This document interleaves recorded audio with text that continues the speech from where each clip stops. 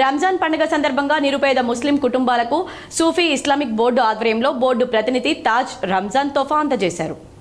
ఈ మేరకు గాంధీనగర్లోని నూరనీ మసీద్ సమీపంలో ఏర్పాటు చేసిన కార్యక్రమంలో సూఫీ ఇస్లామిక్ బోర్డు ఆధ్వర్యంలో 200 మంది నిరుపేద ముస్లిం కుటుంబాలకు ఉచితంగా సేమియా ప్యాకెట్లను పంపిణీ చేశారు. ఈ సందర్భంగా సూఫీ ఇస్లామిక్ బోర్డు ప్రతినిధి తాజ్ మున్వర్ మాట్లాడుతూ తాజ్ కుమారుడు సైదన్ రంజాన్ మాసంలోనే మరణించడం జరిగిందని తన కుమారుని స్మారకార్థం ఈ కార్యక్రమాన్ని నిర్వహించినట్లు తెలిపారు. రంజాన్ పండుగను పేద ముస్లిం కుటుంబాలు సంతోషంగా జరుపుకోవాలని ఆకాంక్షించారు. రంజాన్ మాసం పురస్కరించుకొని ముస్లిం పేద ప్రజలకు సూఫీ ఇస్లామిక్ బోర్డు ఆర్గనైజేషన్ తరఫున రంజాన్ యొక్క తోఫా సేమియాలు పంచడం జరుగుతుంది. మా యొక్క అబ్బాయి సైజాద్ పేరున ఈ ప్రోగ్రాం నిర్వహించడం జరిగినది. ఇందులో ముస్లిం సోదరిమణులకు రంజాన్ తోఫాగా ఒక 200 కిట్లు సేమియా కిట్లు పంచడం జరిగినది.